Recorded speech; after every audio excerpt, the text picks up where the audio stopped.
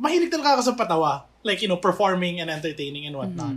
And even during debate, very serious, very academic, very intellectual, my biggest instinct would always be, how can I turn this argument into a one-liner? Yeah. How can I crack a joke but still prove my point? And it didn't really get me far. I wasn't that successful in debate, but I was having fun. Yeah. I was really having fun. I think, okay, like, quick story time. My funniest, I think my most memorable debate round pa rin was in Ateneo. It was at a summer debate camp. And we were debating about, like, something about regulating religion. Something like that. Like, something about church versus state. I can't remember. And then I was like, look, they're not putting a gun to your head. The church isn't putting a gun to your head, but with the moral judgment and the social ostracizing, yes, they're not putting a gun to your head, but it's like they're still subtly forcing you to do these things. They're like shallow throating the masses. And I'll never forget the judge, and there was like a parent at the back of the classroom, and yung mga kapwa kong classmates were all like, did I hear that right? What did you do? What did I say?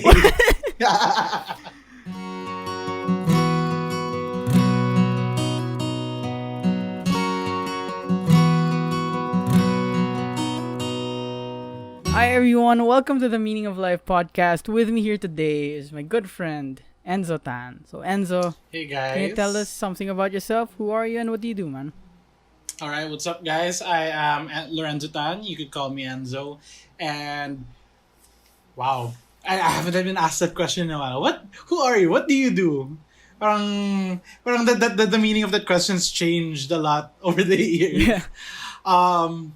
Okay, I am an aspiring home chef, freelance events host, and a aspiring feature film director. Right now, I am working for Arabica PH, the coffee brand, the international coffee brand, and I do marketing for them. And I also am the fake frontman of a band with with Dan over here. Yeah. Jaguar Chapel as well. So yeah, You're not the fake frontman, man. You're not the fake frontman. You're the real one. You're the real deal. You're best vocalist yan. Best vocalist of 2016. Yeah. So you're you're a recent graduate, if I'm not mistaken. You are a few recent months graduate. COVID graduate. Mm-hmm. Can you tell us something about how it feels like to graduate in the COVID landscape? Okay.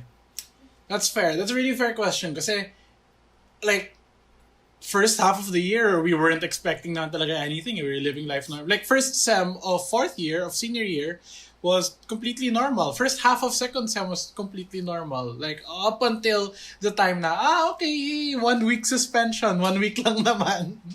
Yeah. Oo. So, I guess for me, like, what I always say is it felt like the rug was pulled under our feet. At least that's how I felt talaga about it.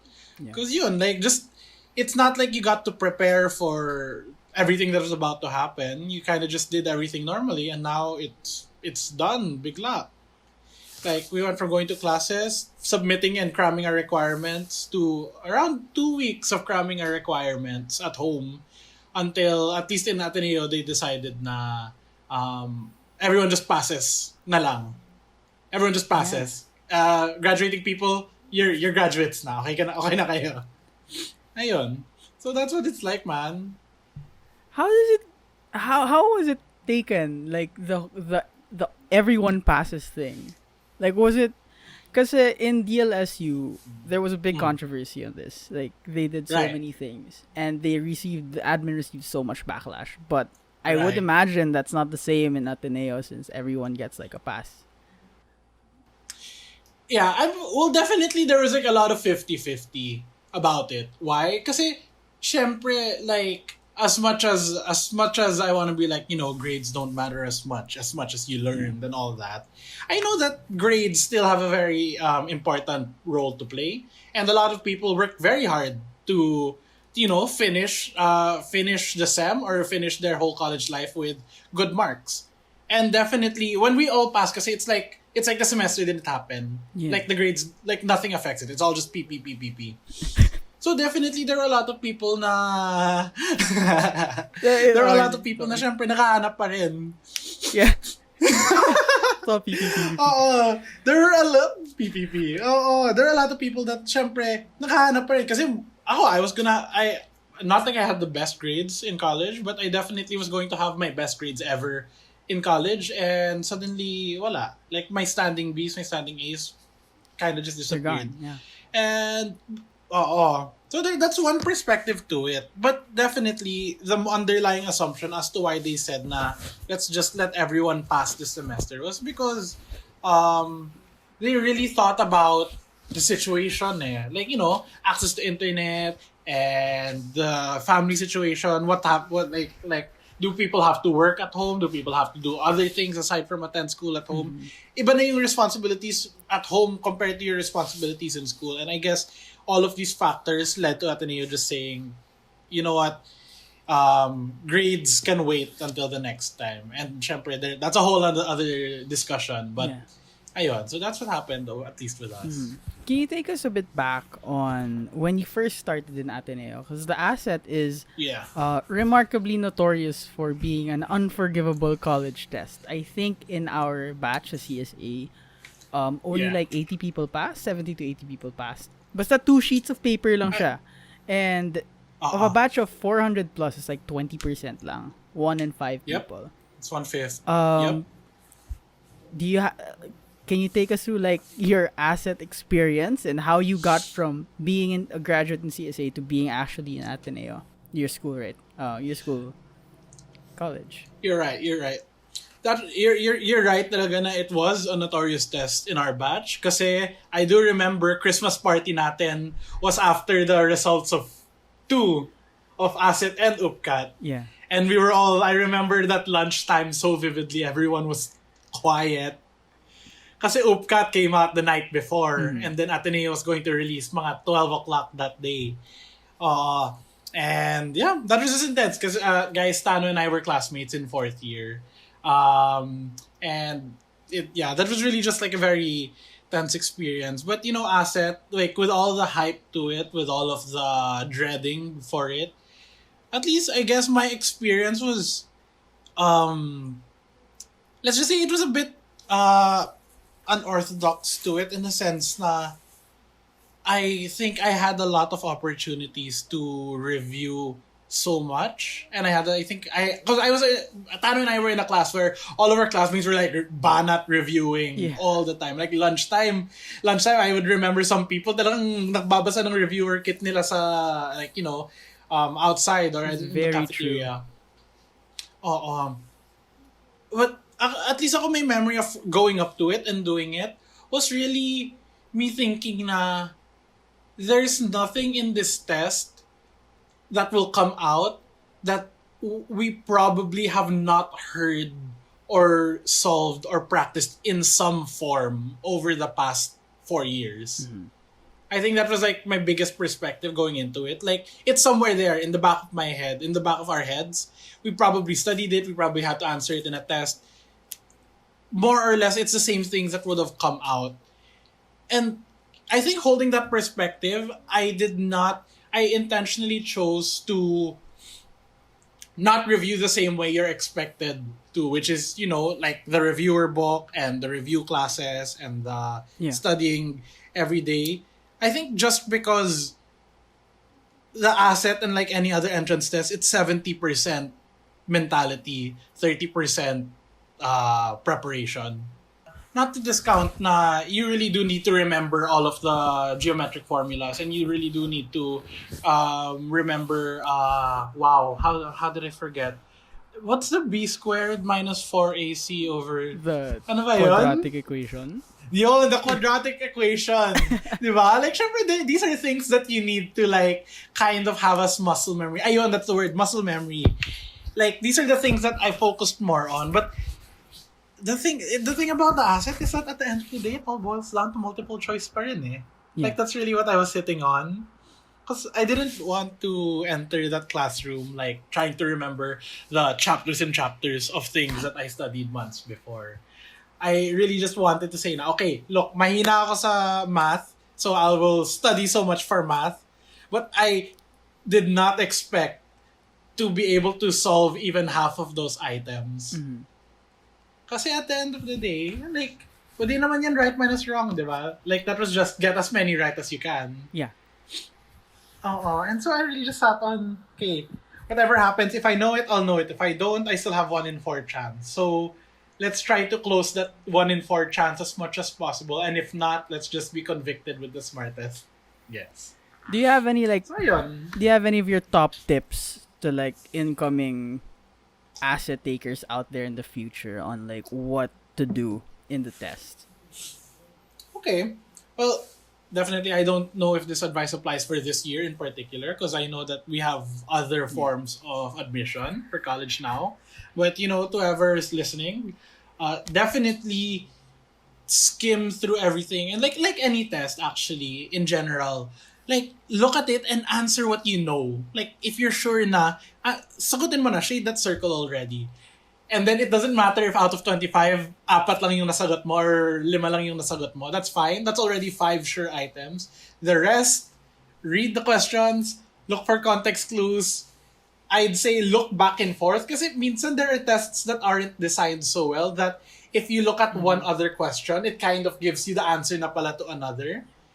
You never know when that happens. So just be vigilant kasi sometimes the answers or the clues to what you need are already on the paper and you just haven't done it. And of course, if all else fails, shotgun. But ako, I believe in the magic bullet. I still think either B or C is the most if all else fails, B or C. It depends on what you're feeling. Mm-hmm. Yeah. Actually, what you said resonated with me a while ago when you said it's like 70% mentality, 30% preparation. Because when my mentality changed somewhere along high school, na I had this confidence. Every test na ititake ko, I can answer this. When I had, of course, when I let go of like the doubts of like, I just become personally arrogant to myself. Na I can answer this test. It becomes so much easier, and right. What you said, yung magic bullet, for me, basta multiple choice, may chance, di ba? May chance na tama. So, actually, let me share this very quick story lang. Actually, I had this theories of personality test, finals exam. Psych, yeah, theories of personality. Okay. Sobrang, siguro half ng questions dun, so confusing that I didn't know the correct answer to. So, I was so stumped. Pinikit ko yung mata ko. And then I found myself imagining a mountain. And then I was at the foot of that mountain. The mountain was snowy. Okay. It was windy. It was cold. And I was climbing that mountain. And when I reached the summit, I saw a man on a white robe sitting on a rock. Okay.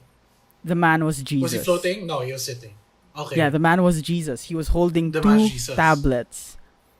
And on those tablets, there were always 2 letters. And then he'd throw one away and show one tablet to me. And that's what I would pick on that question. And when I did that for all of the questions I didn't know the answer to, pagkabalik ng test ko,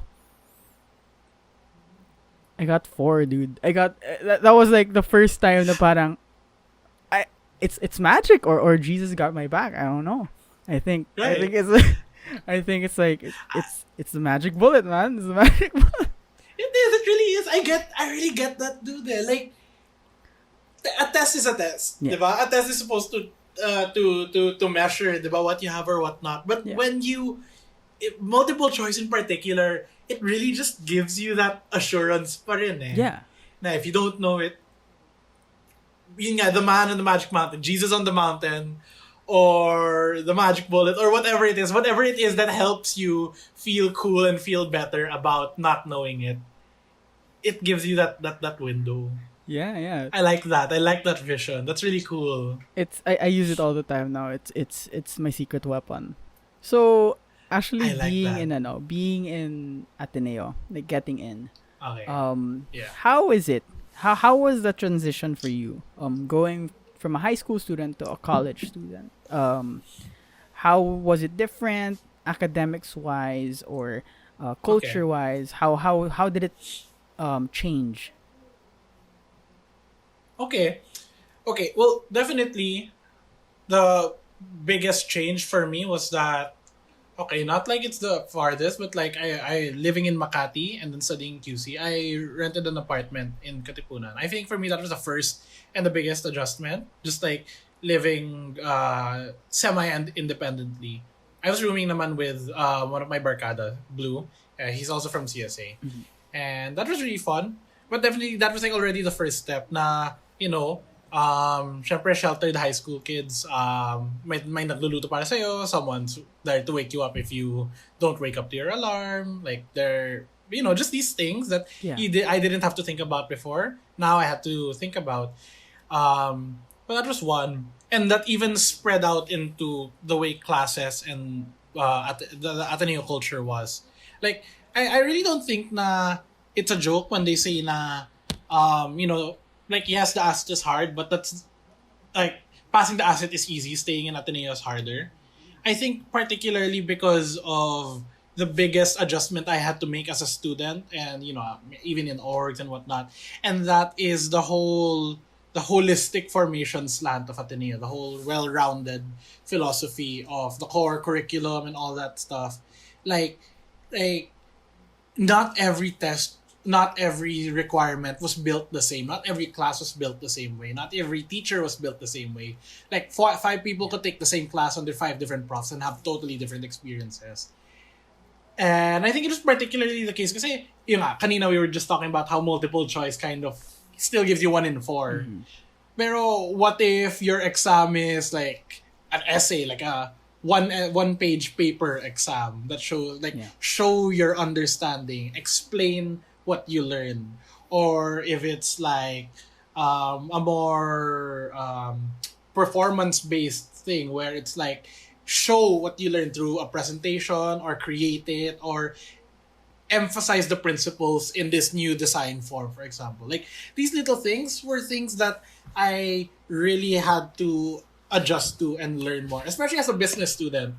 You can't really expect to measure a business class through like shading, like matching type and multiple choice and whatnot. You gotta those are case studies, those are case analysis. You gotta present and pitch something.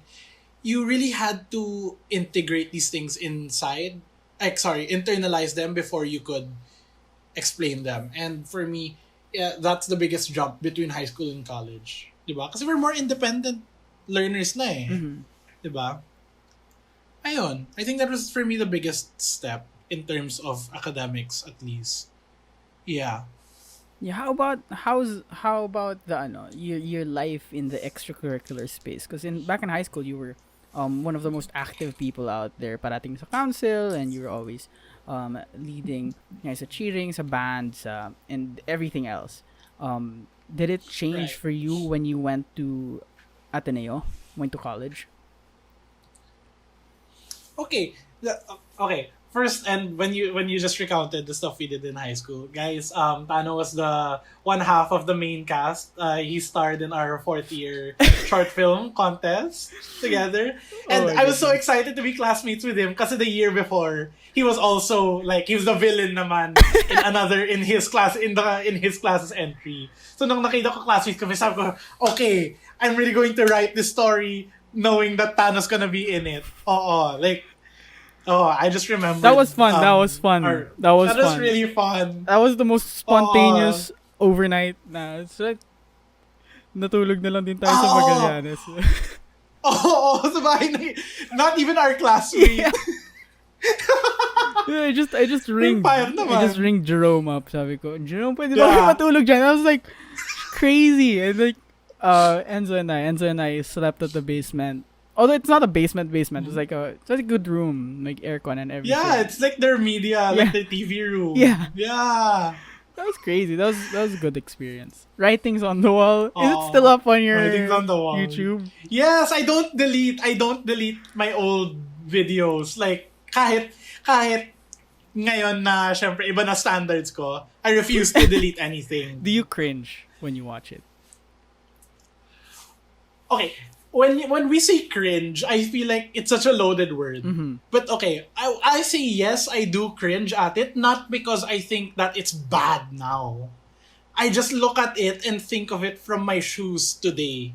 How would I have shot this? How would I have written the line now? How would I have lit this scene? How would I edited this thing?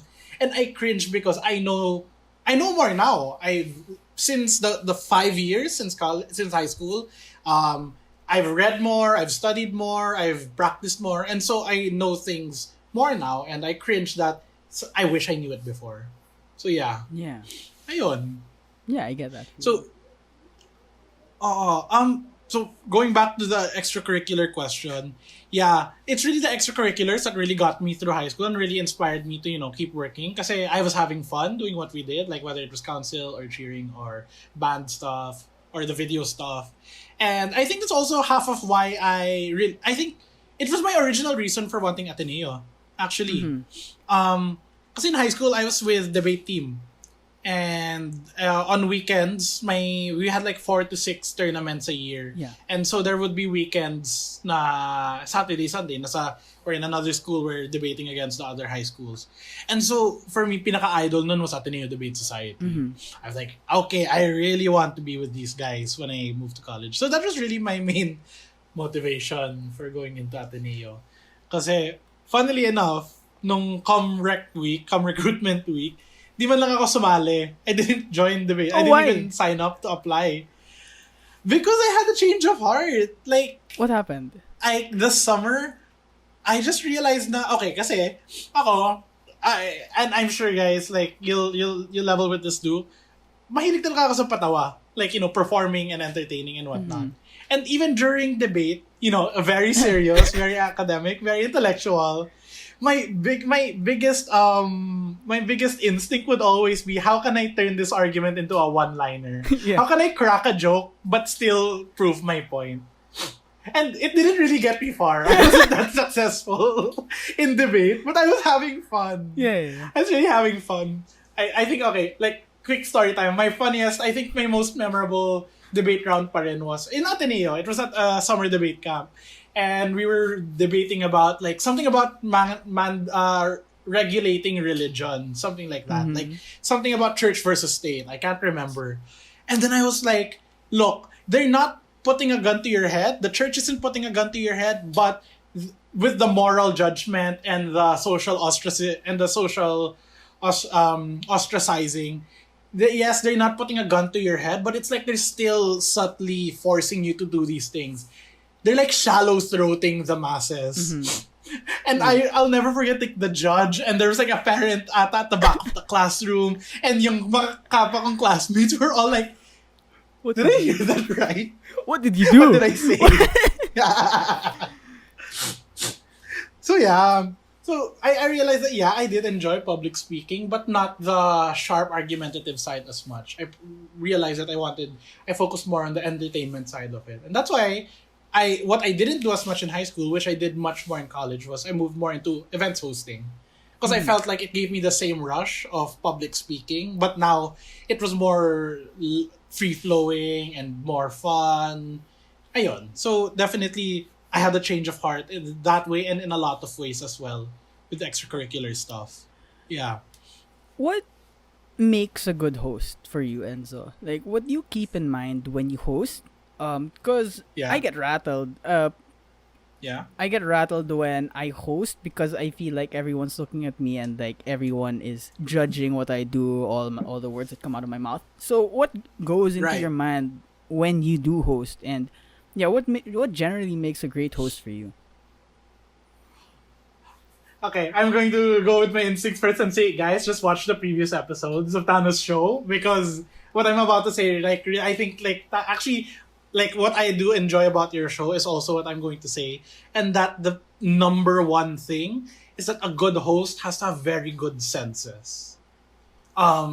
Senses as in a very good listener, a very attentive listener, a very observant eye, a very keen ear, not just to who's talking, but what's going around, having a sense, reading the room. Like, before you fix your showmanship, before you fix your your bravado, your like I gave up pursuing radio because I kind of like gave up on my voice only. Because some people have golden voices. Yeah, Eh. they do. There's some people like, amazing. Welcome to this show. Parang ganon. Si Robert, ganon. Kaya niya yun kaya yun if he was into that. But more than anything, that's the flair aspect of hosting. But the core of it is, if you're interviewing someone, are you listening to what they said? Like, are you just asking the question so you can get to the next question? Or are you asking the question kasi from their answer, you have 100 ways to move forward? Diba? Mm-hmm. And it's like a choose your own adventure book eh. Like, diba? You have a script or you have a flow or you just have your bullet points, but that's just a skeleton. That's just your platform. Like, from there, whatever is said, whatever is joked between you guys, you have to be able to take a divergent path and still go back to the original point you were trying to make. Like, that's a good host. But of course, syempre kailangan maganda din yung boses or maganda yung presentation, yung performance, the body language, and the charisma. That's all part of the big pie. But for me, it's the senses, for sure. And it requires a lot of on-the-spot critical thinking. Like when you're using all your senses, right? And you just need to think for the next, like, where are we going to go from here to there? And how are we going to bridge this point to that point? And I think that's like the main essence of hosting in a great like environment. Right. How do you practice? Do you practice at home or like before an event? Okay. Like maybe this maybe this might be a bit controversial, at least among the hosts out there and the aspiring radio DJs and the streamers. But I think most of your preparation happens on your phone and on your screen instead of, let's say, on the mirror or with other people. What do you mean?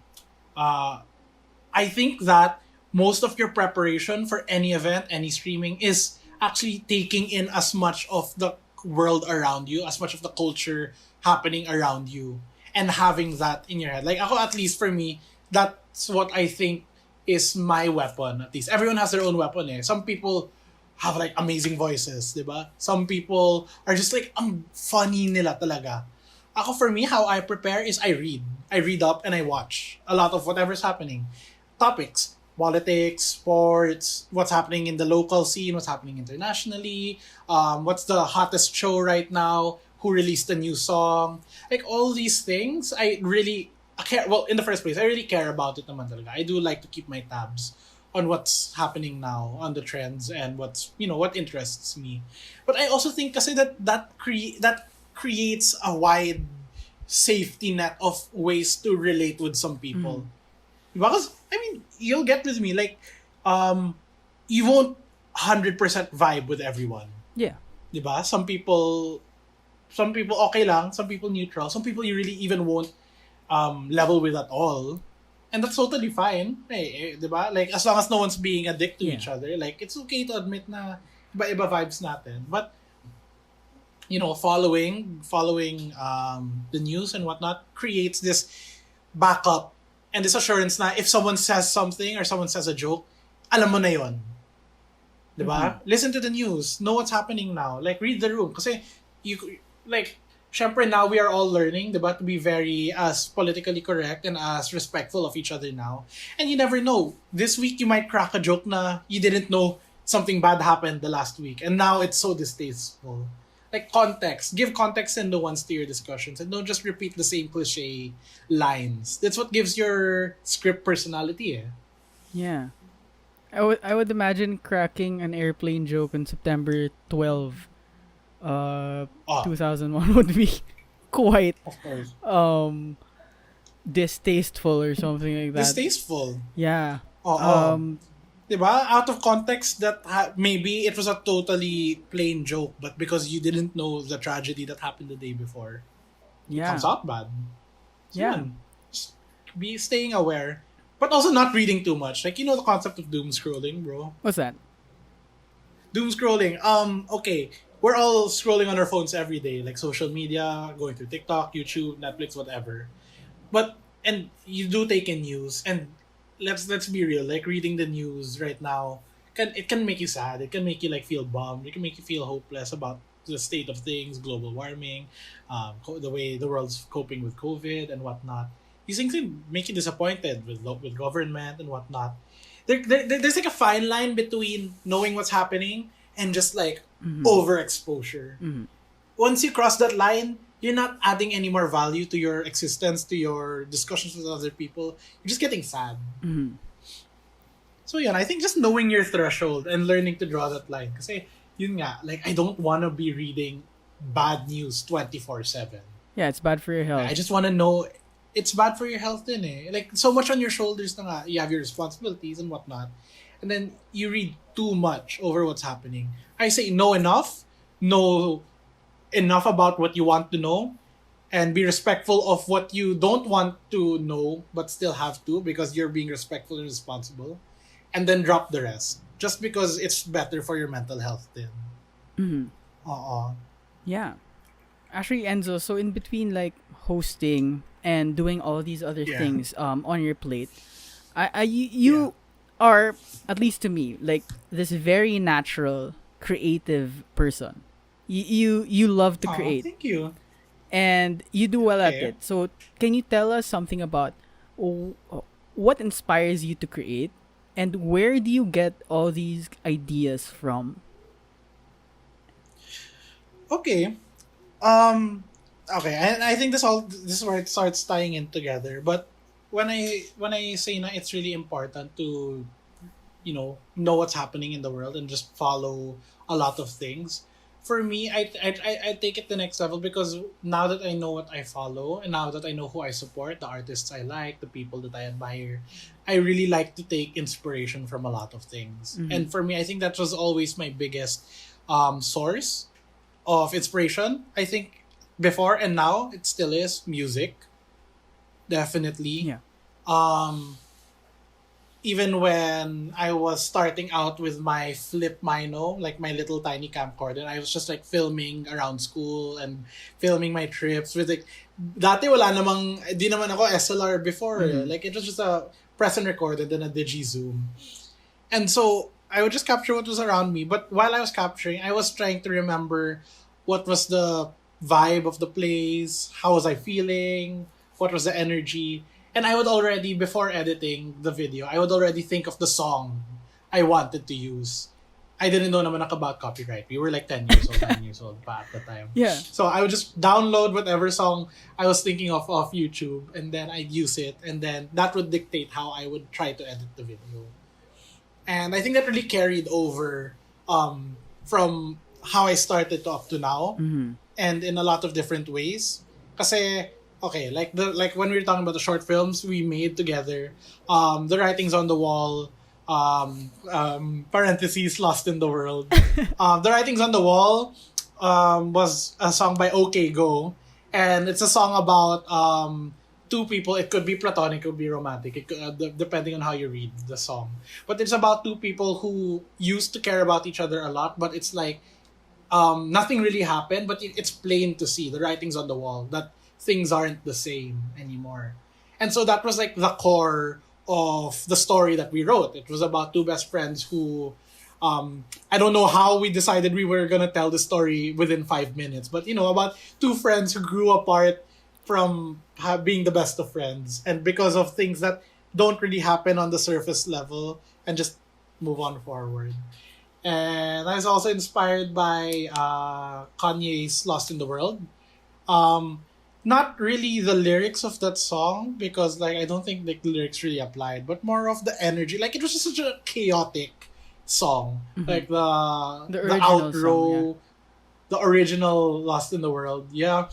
And just the production, that album, the whole My Beautiful Dark Twisted Fantasy album, it's very chaotic, and so I wanted to come up with a short film that kind of had that same chaotic energy while still telling a medyo somber story. So for example, that's what that was about. But now I don't get to do as many short films. Although I did get to do 2 to 3 a year with Loyola Film Circle in Ateneo. But mostly I'd say whenever I travel now, whenever I get to go, well, when I used to travel before COVID, I don't travel now. just saying.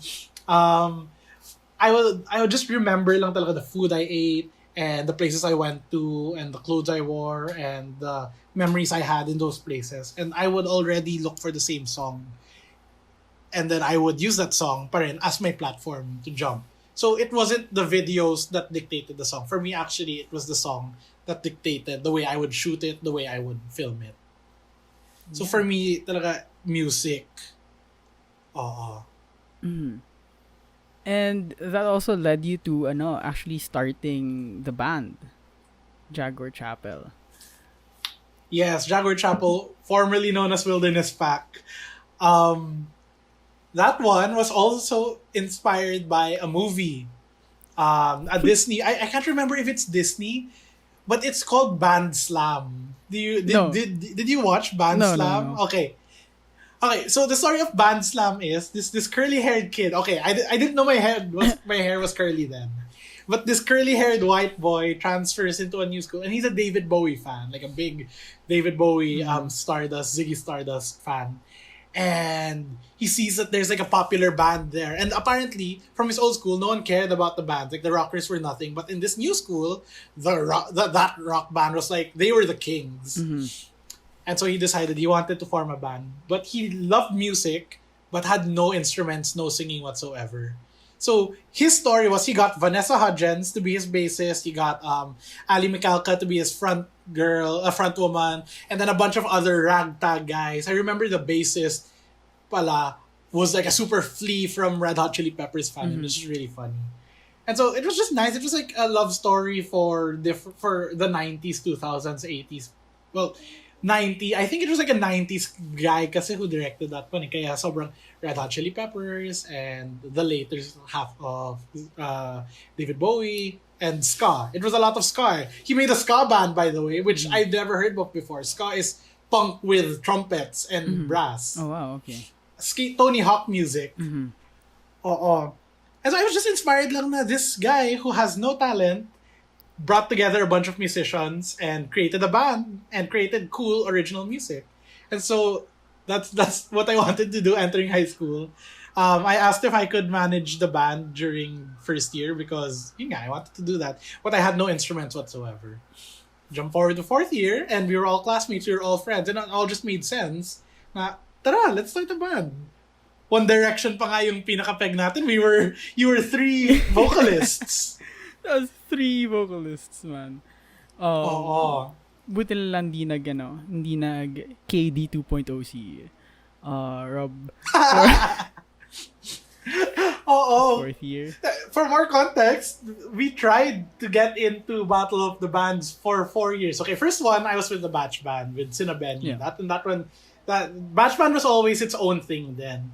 But I didn't feel like the Batch Band at the time was the kind of music I wanted to do. Mm-hmm.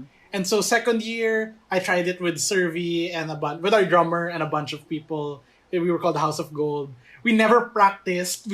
I just made everyone practice their own parts separately. And then our first and last performance together was the audition mismo. Kasi sabi namin, okay, if we're listening to the song and we're doing the parts, it should sound good when we do it together. That's a recipe for disaster, man.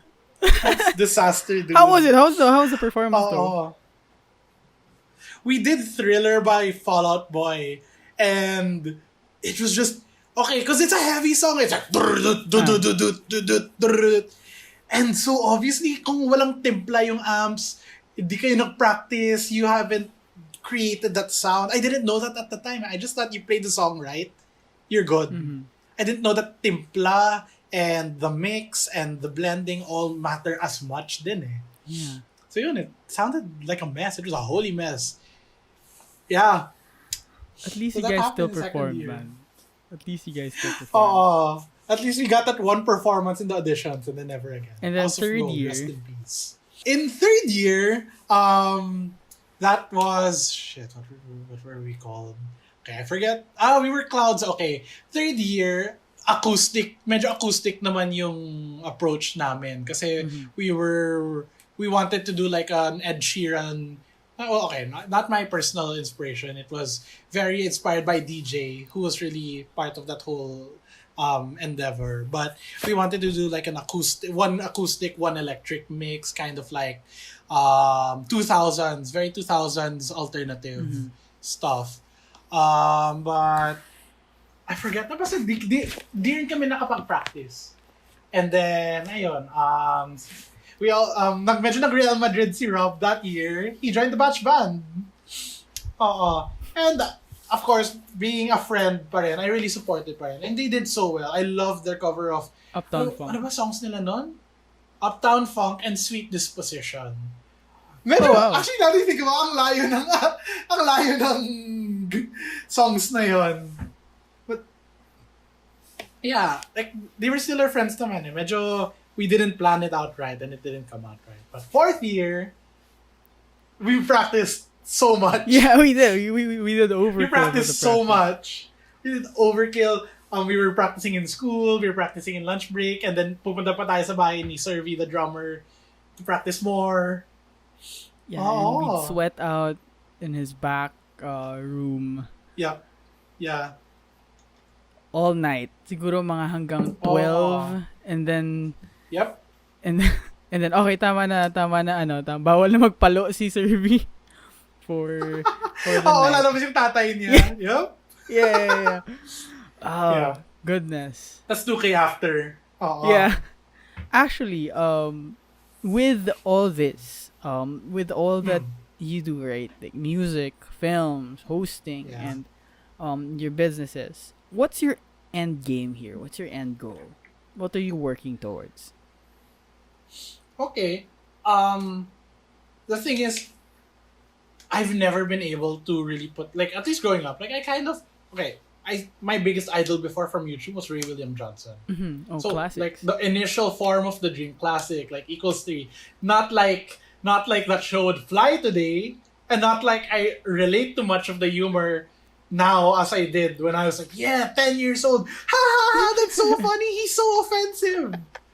I'm not into that stuff na now eh.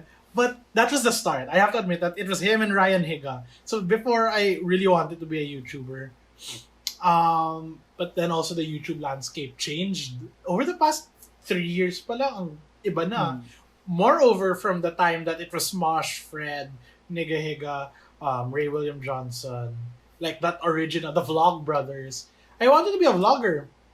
And then I wanted to become a director because I realized I just wanted to make more short films. It was high school that really taught me that. And then I realized that and then I had a phase where I wanted to become Jason McBanwa Who's that? because I wanted to do wedding videography. The same day edit guy, the very cinematic, very cool, the rings are spinning, the swooping in camera stuff. I was really into that. But then I realized na for me, within film at least, like between the camera and writing, I actually enjoyed the writing more and the directing, writing and directing. But if I had to drop the laptop or the camera, I would actually prefer to write it more than I would shoot it.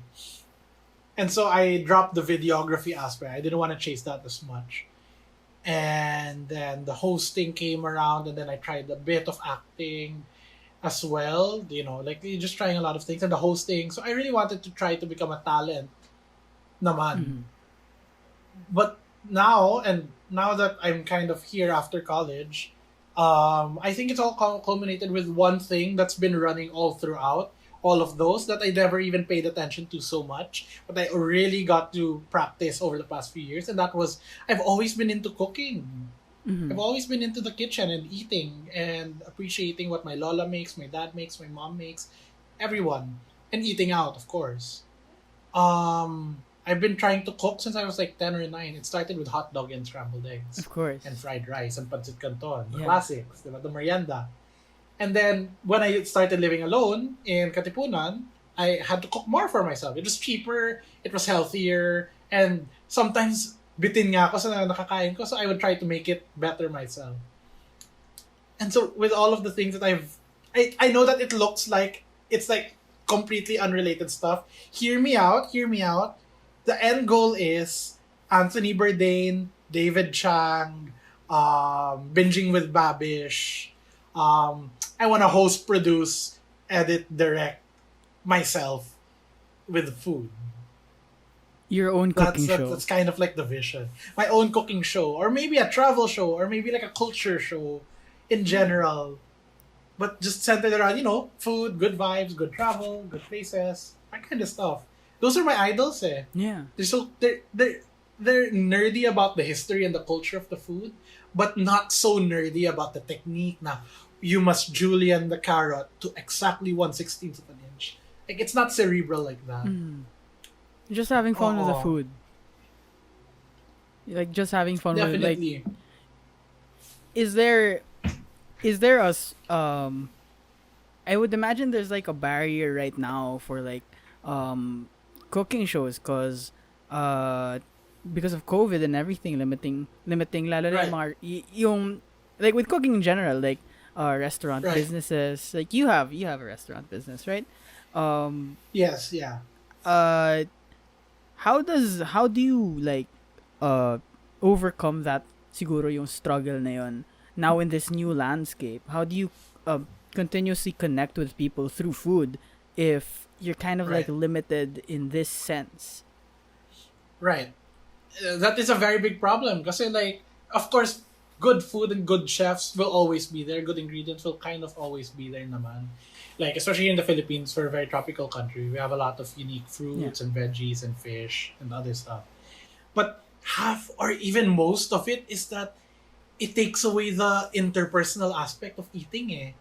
Honestly, kahit hindi naman masarap yung pagkain, if you're just eating with your barkada, kahit pangit yung wings na kinakain nyo, like, there's this one wings restaurant that everyone loves so much that I personally do not like, but because my friends ask for it all the time and it's always a good time anyway, I'll still go. I'll still enjoy it eh.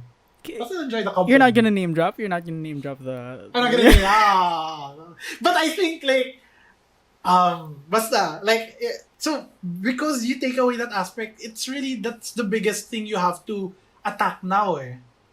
Kasi, honestly, like, as much as I want to advocate that everyone learn more about your food, write more about your food, read more about your food, the biggest challenge now is how do you create that connection pa rin. And that's what cooking shows nga now are doing eh. Kasi bakit? What did we grow up on? We had a lot of Iron Chef, we had a lot of Master Chef. We were watching like Kat Cora, Bobby Flay, cooking the best stuff with like ingredients we'll never touch. And now, if you look at the people that we do support now, diba? We love the past tense, Bon Appetit, Test Kitchen. We still love the chefs. Not the brand anymore. But, ayun, it's very more personal now. It's more attainable recipes. It's more home recipes. It's more personality. I think that's the next level. Because good food is subjective and like the lowest level that you can achieve now. Now, you also have to have personality and connect. Or, just have a fun slant. Oh, I think that's the biggest challenge na now eh. Because everyone's getting better at cooking. Especially now with COVID. Everyone's trying. Yeah. Baking. I'm sure everyone's into baking na now. Oh, diba? Sourdough, ube pandesal, sushi bake, lahat yun, all of that, all together. So it's really, what story are you going to tell? What vibe do you want to create? How do you want to connect to the people? I think that's the new challenge of food content today. Yeah, totally, Yeah. totally. Now, moving on to like my last two questions for you. All right. And the crux of the podcast itself. Like first is, what is the meaning of life for you, man? How do you define it, and what does life mean for you? Wow. The meaning of life. The eponymous meaning of life. Ako, when it boils down to it, I think it's all about playing fill in the blanks. Because I think that us here in this existence at least, we all have our starting points. You can't choose your starting point. Like, it's a lottery, diba? You're dropped in. You're predisposed to a lot of things. Where you're born, who you're born to, like the religion you're introduced to. A lot of these things, the culture you live around, the environment you have. These are things that are predisposed. These are narratives and experiences that you can't change. Like, you can't change that you were dropped into that. You can change how you see it and all that. But yun na yun eh. Like, it's like That's the first mark. From there, I think it's important to create your ideal mark as well. From where you are to where you want to be. And then let the middle thing become as logical and as reasonable as it can. Like, that's the best we can do. Life is absurd. Like, so many things don't make sense. And so it's important to always keep in mind where you want to be. And know that where you want to be isn't where you will be. It's just like a star in the distance. Like the North Star. It's your guide. Just follow, like, diba, let's say you're lost in a desert and you're trying to get to north. Like, yes, there is the absolute north, or you just keep going straight, but who has the luxury and who has the privilege to go the straightest path possible? Or in the words of KD, diba? Like the hardest road. Diba? Like, you have to assume that you will take the hardest road wherever you're coming from. It could be zigzag, you could be going back, you could be going around and whatnot. But as long as you have that vision of where you want to be and you make decisions based on that, I think that in the end it'll all work out, even if right now where you are, you're not where you need to be, where you want to be. You can't choose that din eh. Our contexts and situations are different. But the meaning of life is having that vision and doing your best to get to it. And still being happy that even if you don't get to it, what you did earned you at the end of the day. Yeah. That's the meaning of life. Finding your way through the jungle and all that. Yeah. And in all those years, like in the jungle that you've traversed so far, in your years here in Earth, in life, Right. what's the greatest lesson you've learned? Don't take yourself too seriously. Like, legit. Like I said, like, syempre, there's always the current self and the ideal self. And we all try to be that ideal self. I mean, who doesn't want to be, diba? The you that stands straighter, the you that looks cooler, that sounds cooler, the you that's more confident and handsome and all that. That's great. But know that, like, you gotta be, like, immensely lucky to be able to achieve that ideal you. And that's fine. Like, see how many, like, I don't like people that say na, oh, that guy, his vibe is different in every crowd he's in. That guy, his vibe is different wherever he is. Eh, bakit? If you want to be a jokester in one place and be serious in another and be taken, and be loud in another and quiet in another and all that, like, you don't have to define yourself to a list of things and commit to it. No one has to know that. No one has to put you in a box. You don't have to put yourself in a box either. You just have to be as natural as you can. And if what's natural to you is silly or unorthodox, well, who cares? That's what makes you unique din eh. That's what's going to make you memorable then. So for me, it's learn to laugh at yourself. Don't take yourself too seriously and just do whatever. Make a fool out of yourself, man. That's what pays off in the end. Yeah, and with that being said, I just wanna extend this to say that thank you, Enzo. Yeah. Appreciate you coming here. And before we end, do you have anything you wanna plug or anything you wanna insert here? Okay. First one is, I don't know when we're gonna finally release it, but do stream Yellowtail whenever it comes out. Whenever it comes out, we'll figure that out ourselves. That's the first one. Second one would be, do follow at All of the Sauce on Instagram. That's at All of the Sauce. That is where I do post my cooking, my personal cooking, and I write about the food I eat when I travel. And just keep posted because I'll be posting a lot more food content in the weeks, months to come. And lastly is, if you guys are into coffee, do make sure to try out Arabica Coffee. We have a new branch in McKinley 257. That's right across Mercato in BGC. And it's a really cool place, really nice staircase. We do serve our Arabica soft serve there. So do try that too. That's like it was only available kasi in Podium before. Now you can try it even when you're in BGC. So, yeah. All right, and thank you, Enzo. Hope to see you soon, Thank man. you so much, dude. Of course. Thank you for having me on the show. And I really appreciate you, all that you do, and all of the insight that you've brought out of everyone so far. And I really appreciated this talk with you. Oh, sure, my pleasure.